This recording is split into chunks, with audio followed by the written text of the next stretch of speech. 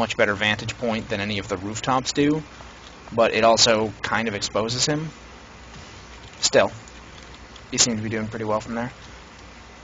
Dr. Hobo is at the top of the scoreboard. Let's check him out. Keeping himself in good health. That's something a lot of people are still getting used to, I feel, is watching their health, backing off, picking up health, instead of... I mean, a lot of us players are used to having medics. Excuse me. We're used to having a mobile healing station that follows us around and ticks us up on health and, you know, saves our lives during fights, and it's just gone.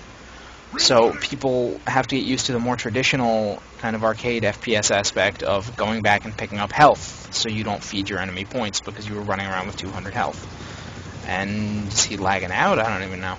Something was happening there. Looks like he's got the health regen equipped, and yeah, backing off, picking up health when he knows he's low, going right back in.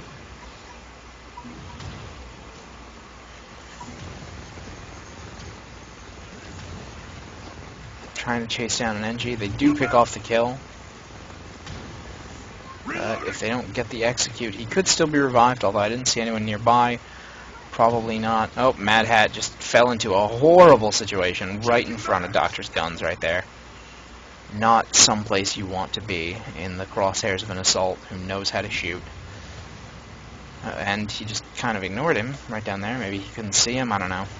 Maybe he's playing from first person, and he has a slightly more constricted view. I used to play first person a lot more, but then I realized how much more I could see when I was zoomed out in third person. I switched over and never went back. 6 minutes in, 17-15, still a decent amount of time in the match, and could definitely go either way. Very, very tight match going on right here. Looks like it's a tier 1 match. Haven't seen any tier 2 abilities going down. Reloading. And a quick headshot kill on one member there. Changing mags. Let's get a zoom out, see what we can see. Again, mostly concentrated around this little spawn corridor here as they get the shortest distance to return to the battle. I think that's generally what happens, is that there's an engagement around one of the... Oh, wow. There's an engagement around one of the spawn rooms, and then from there, everyone will be trying to reinforce it over and over and over, and they'll just kind of be running in. I think people might be better served by just holding up and waiting until they have 5 again, but I don't know. Could just be me being, you know, overly cautious. Let's head back to Mad Hat, playing Assault. Yeah, a lot of people are using that health regen module now, and I can't say I blame them. I use it myself just because, especially as a biotech player, there's no guarantee that there will be anyone else who can drop any sort of heal on me. For other people, it's like, oh, we have a bio on the team, I can get a burst heal every once in a while. For me, it's no, you gotta rely on health kits and health regen and your life leech, which is not really particularly strong. And also, if you're getting shot while you're trying to leech life, you're going to be losing a lot more health than you're gaining, believe me. If I were to hit every single shot with my needler, I'd only be gaining about 60 health a second. Reloading. Compare that to the 1200 damage per second. Oh, well. Massive damage execute right there. They blew him right off the side of the level. I guess someone was down here. Maybe he had the DD, because it's not there, and it's been long enough that, it would have spawned for someone. That was a really great match, I'm not going to lie. But it looks like Blue is finally going to pull ahead. Reloading. I mean, it's still close enough that Red can take it, but especially if Dr. Hobo goes down right here. Oh, yeah. That's going to be big if they can get that execute. Anyone else down for Red? No, just him. They have 5 seconds to try to pick him back up. They really need to be focusing, and... No, it looks like somebody brought him down, and I'm running into the edge of the map. I apologize. And with Cluster Bomb down, if he bleeds out in 7 seconds, that's going to be game. Or someone will just execute. Well played, both teams. Very, very nice. We had what looked like the strongest player in terms of kills right here with Dr. Hobo, but Blue really ran it back, took advantage of a lot of things. Well played. Good game, guys.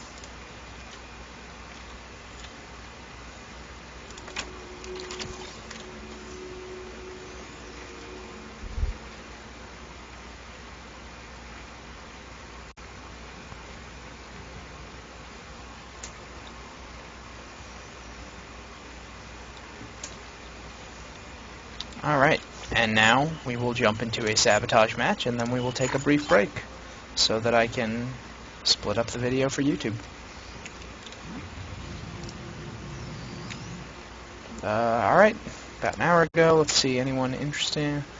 A lot of leaving and rejoining on one side leads me to believe that might have been kind of one-sided. Same with that one.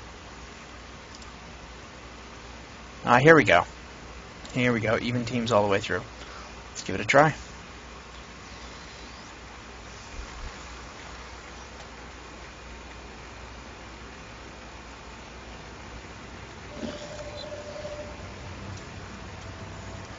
And, or this could, I wonder if this one's frozen. Looks like it is. I don't know. Here we go, to the beginning. Maybe? Or no, is that just... Yeah, alright, well, time to find a new match. That's a really frustrating bug, and I wish I could tell Red 5 what causes it, but it looks like it's a server thing, and I have no data on that.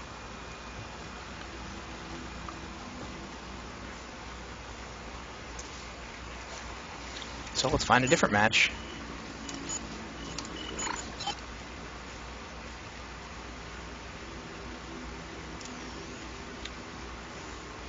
Six minutes in, what the hell? Let's just do it.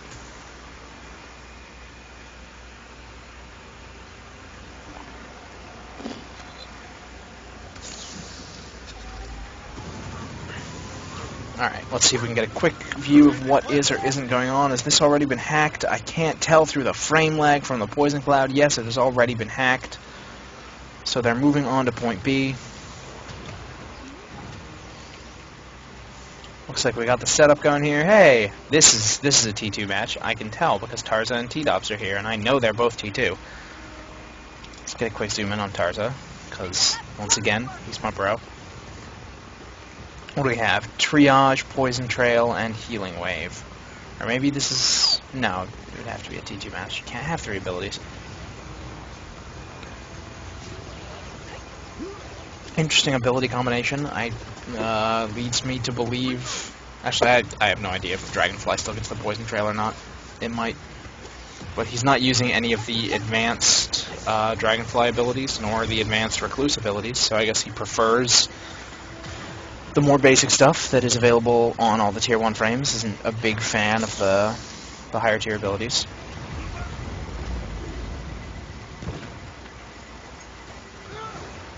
Chasing down a recon. T-Dop's getting a lot of work done, you can see. Wow. Really excellent. Poison Trail use. Tarza, you're in so much trouble. And you're down. Let's switch over to T-Dops. Sorry guys, I like biotechs. It's my class. What does he got going on? He has Healing Wave, Poison Trail, and Creeping Death Shot, which I have no idea what it does, but it sounds so cool.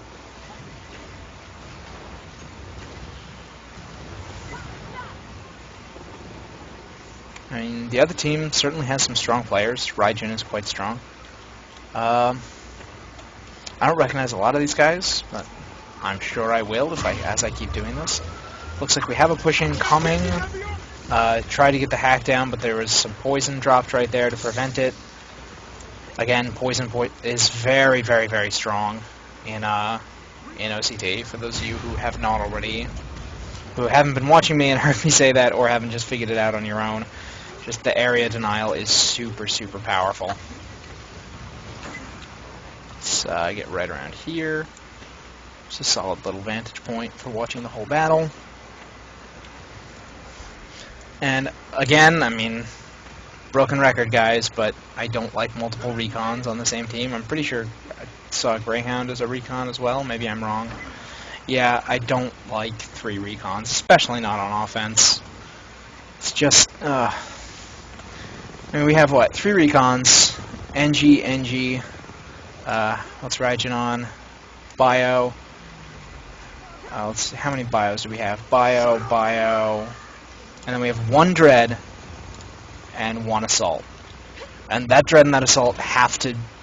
The brunt of everything is going to be on them. They have to be at the front, they have to take all the damage, and they can't take that much damage. Sure, they can take more than everyone else, but that doesn't mean that they can just be wailed on by an entire team. You need to have more than just a couple strong frontline combatants to be able to win this stuff. Nice shot by Trick. And we can see on the other side, it's not infinitely better, but you have Vera on Assault, you have Ragnarok on Assault, you have, I believe, Mr. Funsocks on Assault, yes, and you have Razael on Dreadnought, so they have twice as many frontline combatants. I mean, yeah, the Biotech is kind of a frontline combatant now, but that doesn't mean he has he does not have the power, the same level of like frontline damage and tanky power that the Dread and the Assault have. He has to kind of sit at mid-range and harass and close him when he has the opportunity, but he can't just run up and take all the shots. He's just going to die.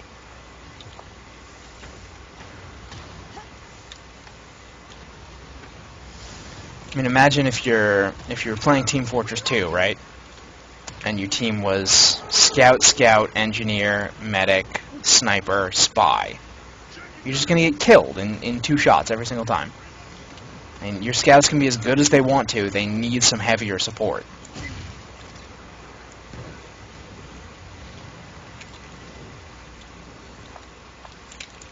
Let's get some first person going here. Let's try Razael playing Dreadnought.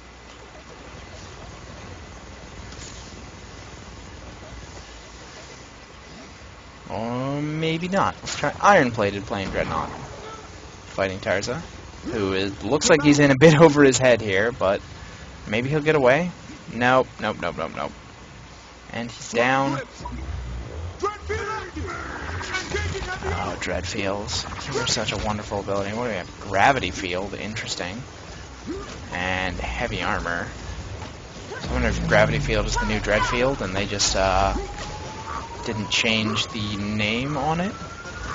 Dreadfield previously was just amazingly good. It leached damage from your opponents and gave it to you.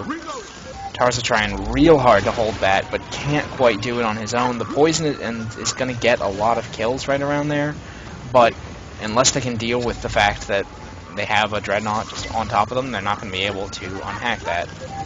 Oh, wow. Making me eat my words right there. Can't believe that that Iron-Plated couldn't bring that medic down in time, that biotech, excuse me. It just blew my mind a little. Maybe he didn't start shooting soon enough, or what. Just didn't notice that that was happening. But there's no reason a biotech should have been able to unhack with a Dreadnought right on top of him. Still, I mean, only one Dread and only one Assault means that they had to rely on one Dread to try and hold that entire thing. Another thing, it's not just the idea that you have to have people up front to you know, be targets and to be pumping out a lot of constant damage and have a lot of threat to keep the shots focused on them as opposed to on the support classes, and we're done with round 1. It's also that once you have taken an area, once you have actually established a foothold and gotten the hack, you're suddenly playing defense for the next 30 seconds. And having a solid set of Dreads and Assaults to be able to, you know, to hold an area without just dying to a couple lucky shots is critical. You can't get away with not having the people to defend on either side. I mean, again, like once again, most of OCT takes place in tight, confined areas. Sniper, not as useful. Stuff like Dread and Assault, Assault with all their AoE damage, Dread with all their hit points and their constant stream, their Thunderdome, they're so much stronger.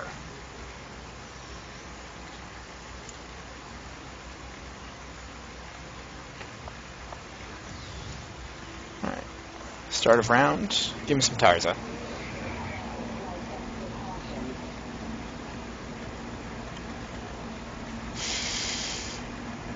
Excuse me. What do we got? 6, 5, 4, 3, 2, 1.